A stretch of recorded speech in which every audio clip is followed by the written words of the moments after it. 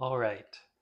So I wanted to give an update on the meat conference that Thomas and I went to last week. I am And not Thomas. I had promised to provide this update in an earlier newsletter and then didn't do it the week of the conference. So, what was the conference? It was a Carolina Meat Conference, a gathering of producers of meat, so farmers, as well as butchers and processors and some other ancillary characters that were there. It was an opportunity for us to learn from one another, to learn from some experts and researchers in the industry. And I have Abby here with me because I will just ramble on. And so I'm going to ask you to keep me to the clock on each of these topics that I wanted to bring up from the conference. I'll do it. Okay, so um, just a handful of things. Number one, We're our starting? butchering takeaways. Let's start. Okay, Yeah. go. Okay. So Thomas and I had the opportunity to interact with a number of other butchers as well as see some demonstrations from other butchers, which is really cool just to see how other people did things. Right. It actually gave us a lot of confidence in what we do that we're actually pretty good. But we did also get to learn some new things. So, new terminology, pressa pork, which is basically the Denver steak of All pork. right, that's it. I thought I had 60 seconds. You only gave Oh, me 30. 60? Okay, we can give you 30 more. Okay. I want to hear about Pressa and Denver steak. Okay. So, pressa is just a fancy way of describing this nice little steak um, inside of the shoulder of the pork. And on a beef, it's called Denver. It's basically the same muscle, but slightly different on pork. Um, But the new thing that we learned also was Sierra steak, which is kind of like flank steak, but it comes out of the chuck. Mm, So I like that. cool stuff. Cool stuff. Okay, next topic. Okay. Stefan Van Vliet is a professor and researcher at the University of Utah, I believe. And he presented on the intersection of soil health, animal health, forage health, and human health. So, like moving up the food chain from soil microbiology and um, chemicals to grass and plants to Okay. animals to people. And basically, in a nutshell, what his research showed is like kind of obvious that healthier forage makes for healthier animals, makes for more nutritious food for people. His team is still trying to wrap up their research on how nutrients move from animal meat to people's bodies. Right. But what was really cool was to All learn right. that, That's it. oh man, I just wanted to close out and say that like over 70% of what's in your blood in terms of like metabolites at any given time comes from what you eat. So, That's really cool. like your mom was right, you are what you eat. All right. Okay. And it matters what you eat, which Temple is cool. Grandin, Let's number go. 3. So, if you don't know of Dr. Temple Grandin, you should watch the movie that's kind of a documentary of her life, but it's a Hollywood movie. What's it called? Is it called Temple Grandin? Grandin, maybe? Maybe just, yeah, maybe Temple Grandin. I don't know. We'll send a link. But so you showed me that movie years ago. I've studied her work and just kind of loved what she's done. So it was really cool to get to hear her keynote address, which was basically the book that I've read already. And she gave you Um, advice, right? but then I got to meet with her one on one about how we handle animals here, making sure that our animal handling is up to like the highest welfare standards.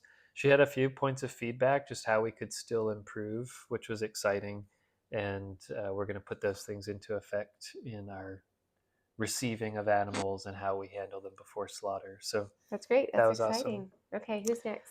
Um, I guess we should just talk a little bit about the dinner, which was Oh, that super sounded really cool. cool. Um, it was a live fire.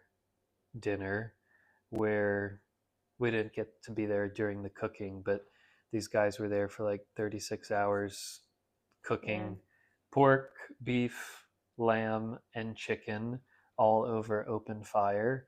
They had this really simple but cool rebar structure, Mm-hmm. just like a dome made out of rebar, and they draped animals over it and lots of veggies and cool stuff. So it's kind of inspiring for a future event for us to work in some live fire cooking. Pretty cool. And it was good. We'll have to keep the kids from climbing on it. They'll like climbing on it. Yeah.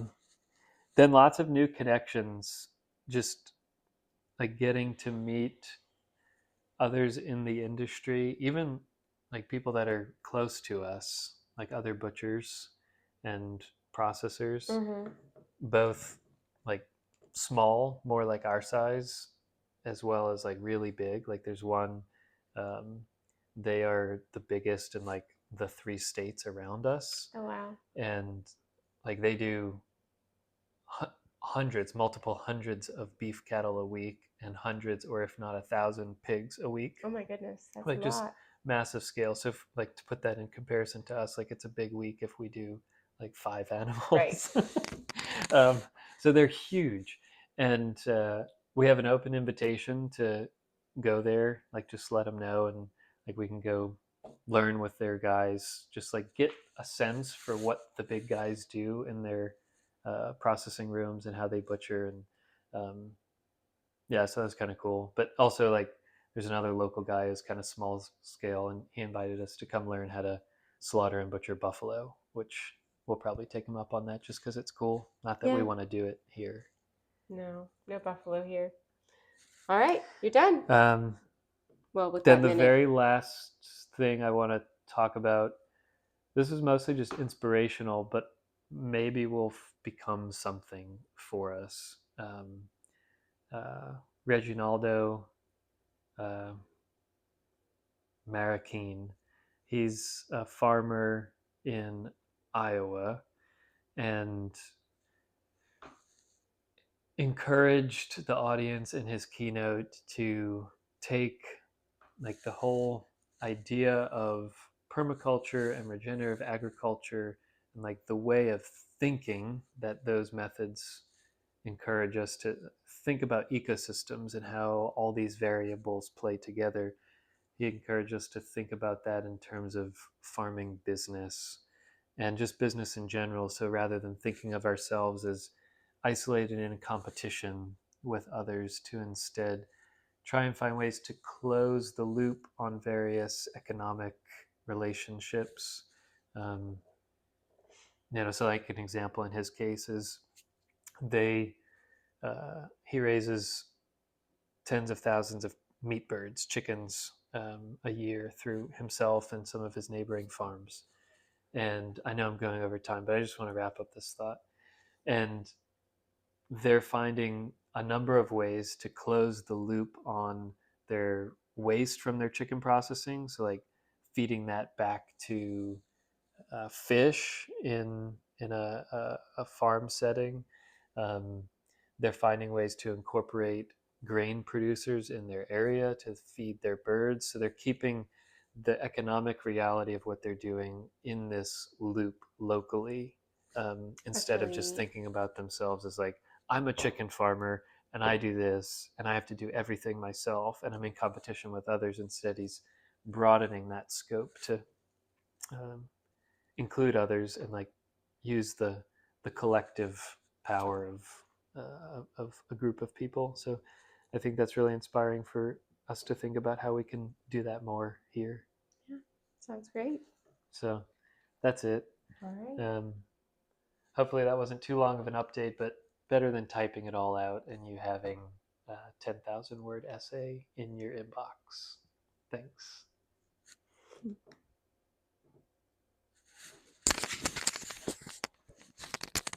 All right.